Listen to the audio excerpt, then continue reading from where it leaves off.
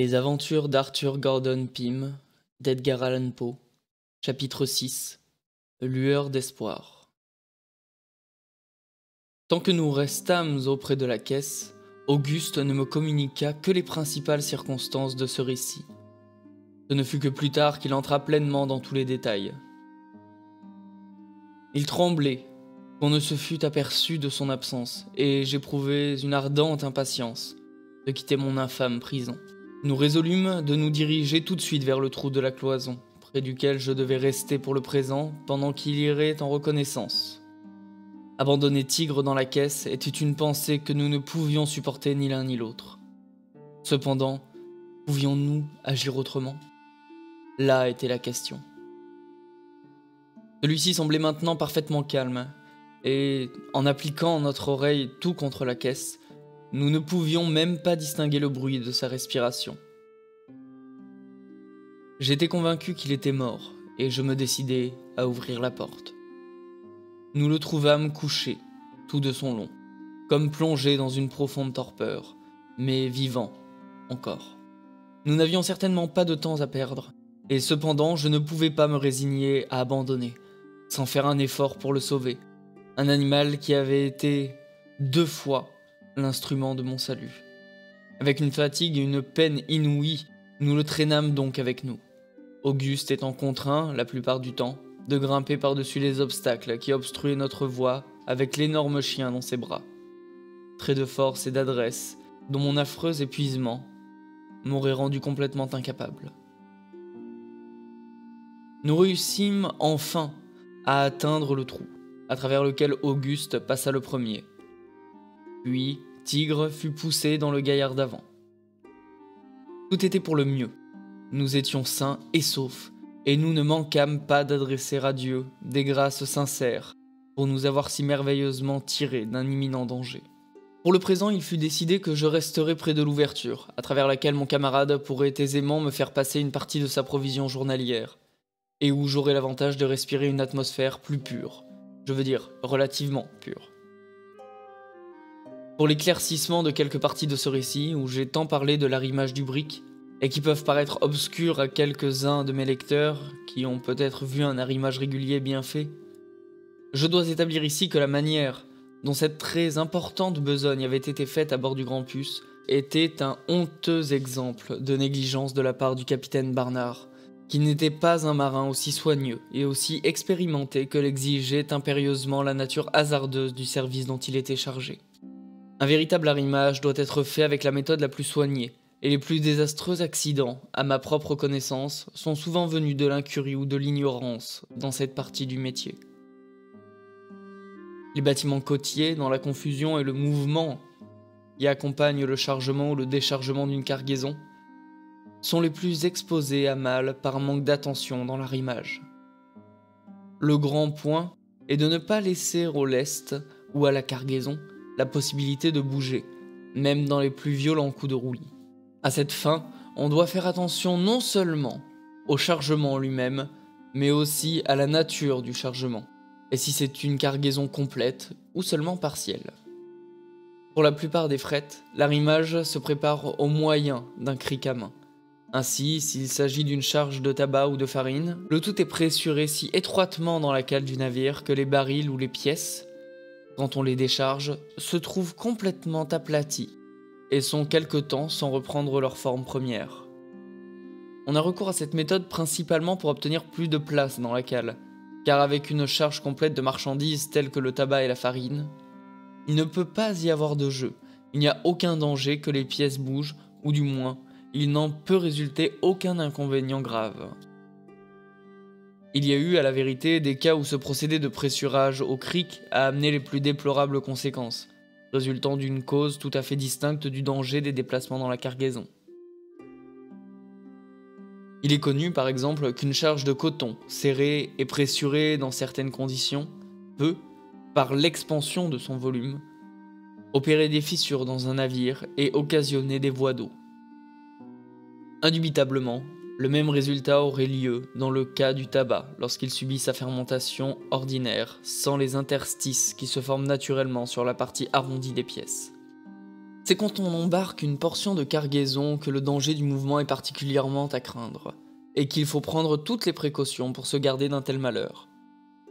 Ceux-là seulement qui ont essuyé un violent coup de vent, ou mieux encore, ceux qui ont subi le roulis d'un navire, quand un calme soudain succède à la tempête, peuvent se faire une idée de la force effroyable des secousses. C'est alors que la nécessité d'un arrimage soigné dans une cargaison partielle devient manifeste. Quand un navire est à la cape, surtout avec une petite voile d'avant, si son avant n'est pas parfaitement construit, il est fréquemment jeté sur le côté. Ceci peut arriver toutes les 15 ou 20 minutes en moyenne, sans qu'il en résulte des conséquences bien sérieuses pourvu que l'arrimage soit convenablement fait. Mais si on n'y a pas apporté un soin particulier, à la première de ces énormes embardées, toute la cargaison croule du côté du navire qui est appuyé sur l'eau, et, ne pouvant retrouver son équilibre, comme il le ferait nécessairement sans cet accident, il est sûr de faire eau en quelques secondes et de sombrer. On peut, sans exagération, affirmer que la moitié des cas où les navires ont coulé bas par de gros temps peut être attribuée à un dérangement de la cargaison, ou dans le lest. Quand on charge à bord une portion de cargaison de n'importe quelle espèce, le tout, après avoir été arrimé d'une manière aussi compacte que possible, doit être recouvert d'une couche de planches mobiles, s'étendant dans toute la largeur du navire. Sur ces planches, il faut dresser de forts étançons provisoires, montant jusqu'à la charpente du pont, qui assujettissent ainsi chaque chose en sa place. Dans les chargements de grains ou de toute autre denrée analogue, il est nécessaire de prendre encore d'autres précautions. Une cale entièrement pleine de grains en quittant le port ne se trouvera plus qu'aux 3/4 pleine en arrivant à destination. Et cela, bien que le fret, mesuré boisseau par le consignataire, dépasse considérablement, en raison du gonflement du grain, la quantité consignée. Cela résulte du tassement pendant le voyage, et ce tassement est en raison du plus ou moins gros temps que le navire peut avoir à subir. Si le grain a été chargé d'une manière lâche, si bien assujetti qu'il soit par les planches mobiles et les étançons, il sera sujet à se déplacer, si considérablement, dans une longue traversée qu'il en peut résulter les plus tristes malheurs. Pour les prévenir, il faudra avant de quitter le port employer tous les moyens pour tasser la cargaison, aussi bien que possible. Il y a pour cela plusieurs procédés, parmi lesquels on peut citer l'usage d'enfoncer des coins dans le grain. Même après que tout cela sera fait et qu'on aura pris des peines infinies pour assujettir les planches mobiles, tout marin qui sait son affaire ne se sentira pas du tout rassuré. Il survient un coup de vent un peu fort, ayant à son bord un chargement de grains, ou, pis encore, un chargement incomplet. Cependant, nous avons des centaines de caboteurs, et il y en a encore plus des différents ports d'Europe, qui naviguent journellement avec des cargaisons partielles, et même de la plus dangereuse nature, sans prendre aucune espèce de précaution. C'est un miracle que les accidents ne soient pas plus fréquents. Un exemple déplorable de cette insouciance, parvenu à ma connaissance, est celui du capitaine Joel Rice, commandant de la goélette le Firefly, qui faisait route de Richmond, Virginie, à Madère, avec une cargaison de céréales en l'année 1825. Le capitaine avait fait nombre de voyages sans accident sérieux, bien qu'il eût pour habitude de ne donner aucune attention à son arrimage, si ce n'est de l'assujettir selon la méthode ordinaire. Il n'avait jamais fait de traversée avec un chargement de grains, et en cette occasion, le blé avait été chargé à bord d'une manière assez lâche et ne remplissait guère plus de la moitié du bâtiment. Pendant la première partie de son voyage, il ne rencontra que de petites brises, mais, arrivé à une distance d'une journée de route de Madère, il fut assailli par un fort coup de vent du nord-nord-est qui le força à mettre à la cape. Il amena la goélette au vent sous une simple misaine, avec 2 ris, et le navire se comporta aussi bien qu'on pouvait le désirer, n'embarquant pas une goutte d'eau. Vers la nuit, la tempête se calma un peu, et la goélette commença à rouler avec moins de régularité, se comportant toujours bien, toutefois, quand tout à coup, un violent coup de mer la jeta sur le côté de tribord. On entendit alors tout le chargement de blé se déplacer en masse. L'énergie de la secousse fut telle qu'elle fit sauter la grande écoutille. Le navire coula comme une balle de plomb. Cela arriva à portée de voix d'un petit sloop de Madère, qui repêcha un des hommes de l'équipage, le seul qui fut sauvé, et qui avait l'air de jouer avec la tempête aussi aisément qu'aurait pu le faire une embarcation habilement manœuvrée. L'arrimage, à bord du Grand Puce, était très grossièrement fait, si toutefois on peut appeler arrimage quelque chose qui n'était guère qu'un amas confus, un pêle-mêle de barriques d'huile et de matériel de bord. J'ai déjà parlé de la disposition des articles dans la cale. Dans le faux pont, il y avait, comme je l'ai déjà dit, assez de place pour mon corps entre le second pont et les barriques d'huile. Un espace était resté vide autour de la grande écoutille, et l'on avait aussi laissé vide plusieurs places assez considérables à travers l'arrimage. Près de l'ouverture pratiquée par Auguste dans la cloison du gaillard d'avant, il y aurait eu assez de place pour une barrique tout entière, et c'est dans cet endroit que je me trouvais pour le moment assez commodément installé. Pendant le temps que mon camarade avait mis à regagner son cadre et à rajuster ses menottes et sa corde, le jour avait complètement paru. Vraiment, nous l'avions échappé belle, car à peine avait-il fini tous ses arrangements que le second descendit avec Dirk Peters et le coq. Ils parlèrent quelques minutes du navire faisant voile du Cap-Vert, et il semblait extrêmement impatient de le voir paraître. À la fin, le coq s'avança vers la couchette d'Auguste et s'assit au chevet. Je pouvais tout voir et tout entendre de ma niche, car la planche enlevée n'avait pas été remise à sa place, et je craignais à chaque instant que le nègre ne tombât contre la vareuse suspendue pour cacher l'ouverture, auquel cas tout était découvert, et nous étions tous les deux sacrifiés, indubitablement. Notre bonne étoile cependant l'emporta, et bien qu'il touchât souvent le vêtement dans les coups de roulis, il ne s'y appuya jamais assez pour découvrir la chose. Le bas de la vareuse avait été soigneusement fixé à la cloison, de sorte qu'elle ne pouvait pas osciller et révéler ainsi l'existence du trou. Pendant tout ce temps, Tigre était au pied du lit, et semblait avoir recouvré en partie la santé, car je pouvais le voir de temps en temps ouvrir les yeux et tirer longuement sa respiration. Au bout de quelques minutes, le second et le coq remontèrent, laissant derrière eux Dirk Peters, qui revint aussitôt qu'ils furent partis, et s'assit juste à la place occupée tout à l'heure par le second. Il commença à causer avec Auguste d'une manière tout à fait amicale, et nous nous aperçûmes alors que son ivresse, très apparente pendant que les deux autres étaient avec lui, était feinte en grande partie. Il répondit à toutes les questions de mon camarade avec une parfaite facilité.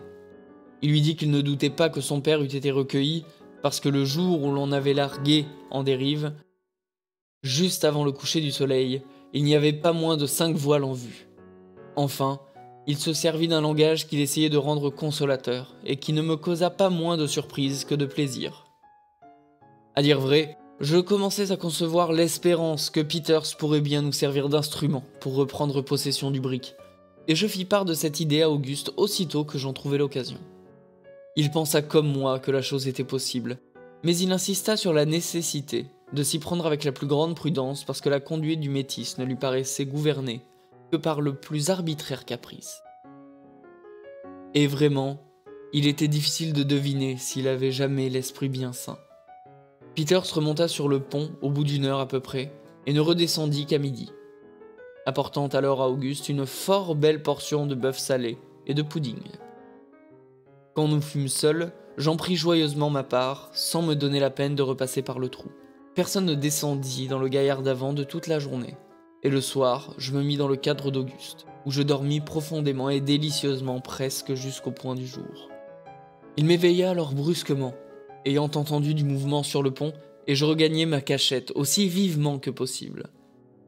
Quand il fit grand jour, nous vîmes que Tigre avait entièrement recouvré ses forces et ne donnait aucun signe d'hydrophobie, car il but avec une remarquable avidité un peu d'eau qu'Auguste lui présenta. Pendant la journée, il reprit toute sa première vigueur et tout son appétit. Son étrange folie avait été causée sans aucun doute par la nature délétère de l'atmosphère de la cale, et n'avait aucun rapport avec la rage canine. Je ne pouvais assez me féliciter de m'être obstiné à le ramener avec moi de la caisse. Nous étions alors au 30 juin, et c'était le 13e jour depuis que le Grand Puce était parti de Nantucket. Le 2 juillet, le second descendit, ivre selon son habitude, et tout à fait de bonne humeur. Il vint au cadre d'Auguste, et lui donnant une tape sur le dos, lui demanda s'il se conduirait bien désormais, au cas où on le relâcherait, et s'il voulait promettre de ne plus retourner dans la chambre. Mon ami naturellement répondit d'une manière affirmative, alors le gredin le mit en liberté, après lui avoir fait boire un coup à un flacon de rhum qu'il tira de la poche de son paletot. Ils montèrent ensemble sur le pont, et je ne revis pas Auguste pendant 3 heures à peu près. Il descendit alors en m'annonçant comme bonne nouvelle qu'il avait obtenu la permission d'aller partout où il lui plairait sur le brick, en avant du grand mât toutefois, et qu'on lui avait donné l'ordre de coucher comme d'ordinaire dans le gaillard d'avant. Il m'apportait aussi un bon dîner et une bonne provision d'eau. Le brick croisait toujours pour rencontrer le navire parti du Cap-Vert, et il y avait maintenant une voile en vue qu'on croyait être le navire en question. Comme les événements des 8 jours suivants furent de peu d'importance et n'ont pas de rapport direct avec les principaux incidents de mon récit, je vais les jeter ici, sous forme de journal, parce que je ne veux cependant pas les omettre entièrement. 3 juillet. Auguste me fournit 3 couvertures, avec lesquelles je m'arrangeai un lit, passable, dans ma cachette. Personne ne descendit de la journée, excepté mon camarade. Tigre s'installa dans le cadre, juste à côté de l'ouverture, et dormit pesamment, comme s'il n'était pas encore tout à fait remis des atteintes de sa maladie. Vers le soir, une brise soudaine surprit le brick, avant qu'on eût le temps de serrer la toile et le fit presque capoter. Cependant, cette bouffée se calma immédiatement, et nous n'attrapâmes aucune avarie, sauf notre petit hunier, qui se déchira par le milieu. Dirk Peters traita Auguste tout le jour avec une grande montée, et entra avec lui dans une longue conversation relative à l'océan Pacifique et aux îles qu'il avait visitées dans ces parages. Il lui demanda s'il ne lui plairait pas d'entreprendre, avec l'équipage révolté, un voyage de plaisir et d'exploration dans ces régions, et lui dit que malheureusement les hommes inclinaient peu à peu vers les idées du second. Auguste jugea fort à propos de répondre qu'il serait très heureux de prendre part à l'expédition. Il n'y avait d'ailleurs rien de mieux à faire, et que tout était préférable à la vie de pirate. 4 juillet. Le navire en vue se trouvait être un petit brick venant de Liverpool, et on le laissa poursuivre sa route sans l'inquiéter. Auguste passa la plus grande partie de son temps sur le pont dans le but de surprendre tous les renseignements possibles sur les intentions des révoltés. Ils avaient entre eux de violentes et fréquentes disputes, et au milieu d'une de ces altercations, un nommé Jim Bonner, un harponneur, fut jeté par-dessus bord. Le parti du second gagnait du terrain. Ce Jim Bonner appartenait à la bande du Coq, dont Peters était aussi un partisan. 5 juillet. Presque au point du jour, il nous vint de l'ouest une brise carabinée, qui vers midi se changea en tempête, si bien que toute la voile fut réduite à la voile de Senot et à la misaine. En serrant le petit hunier, Sims, un des simples matelots, appartenant aussi à la bande du Coq, tomba à la mer. Il était très ivre, et il se noya sans qu'on fît le moindre effort pour le sauver. Le nombre total des hommes à bord fut alors réduit à 13, à savoir Dirk Peters, Seymour, le Coq Noir, Jones, Greely, Hartman Roger et William Allen, tous du parti du Coq. Le second, dont je n'ai jamais su le nom, Absalom X, Wilson John Hunt et Richard Parker, ceux-ci représentant la bande du second. Enfin, Auguste et moi. 6 juillet. La tempête a tenu bon toute la journée, entremêlée de grosses rafales et accompagnée de pluie. Le brick a ramassé pas mal d'eau par ses coutures, et l'une des pompes n'a pas cessé de fonctionner, Auguste pompant à son tour comme les autres. Juste à la tombée de la nuit, un grand navire passa tout auprès de nous. On n'aperçut que quand il fut à portée de voix. On supposa que ce navire était celui qu'on guettait depuis longtemps. Le second le héla, mais la réponse se perdit dans le mugissement de la tempête. À 11 heures, nous embarquâmes par le travers à un gros coup de mer qui emporta une grande partie de la muraille de bâbord et nous fit d'autres légères avaries. Vers le matin, le temps se calma et, au lever du soleil, il ne ventait presque plus. 7 juillet. Nous avons eu à supporter toute la journée une houle énorme, et le brick, étant peu chargé, a roulé horriblement et même plusieurs articles dans la cale se sont détachés, comme je pus l'entendre distinctement de ma cachette. J'ai beaucoup souffert du mal de mer. Peters a eu ce jour-là une longue conversation avec Auguste, et il lui a dit que 2 hommes de son parti, Greely et Allen, étaient passés du côté du second, déterminés à se faire pirates. Il a fait à Auguste plusieurs questions que celui-ci n'a pas parfaitement comprises. Pendant une partie de la soirée, on s'est aperçu que le navire faisait beaucoup plus d'eau, et il n'y avait guère moyen d'y remédier car il fatiguait horriblement. Et c'était par les coutures que l'eau s'introduisait. On a lardé une voile qui a été fourrée sous l'avant, ce qui nous a été de quelque secours, de sorte qu'on a commencé à maîtriser la voie d'eau. 8 juillet. Au lever du soleil, une brise s'est élevée de l'est, et le second a fait mettre le cap au sud-ouest pour attraper quelqu'une des Antilles et mettre à exécution son projet de piraterie. Aucune opposition n'est venue de la part de Peters, non plus que du coq, du moins à la connaissance d'Auguste. L'idée de s'emparer du navire parti du Cap-Vert a été complètement abandonnée. La voie d'eau a été facilement maîtrisée par une seule pompe fonctionnant d'heure en heure pendant 3/4 d'heure. On a retiré la voile de dessous l'avant. Et les 2 petites goélettes dans la journée. 9 juillet. Beau temps. Tous les hommes employés à réparer la muraille. Peters a encore eu une longue conversation avec Auguste et s'est expliqué un peu plus clairement qu'il n'avait fait jusqu'alors. Il a dit que rien au monde ne pourrait le contraindre à entrer dans les idées du second, et même, il a laissé entrevoir l'intention de lui arracher le commandement du brick. Il a demandé à mon ami s'il pouvait compter sur son aide en pareil cas, à quoi Auguste a répondu oui, sans hésitation. Peters lui a dit alors qu'il sonderait à ce sujet les hommes de son parti, et il l'a quitté. Pendant le reste de la journée, Auguste n'a pu trouver l'occasion de lui parler en particulier.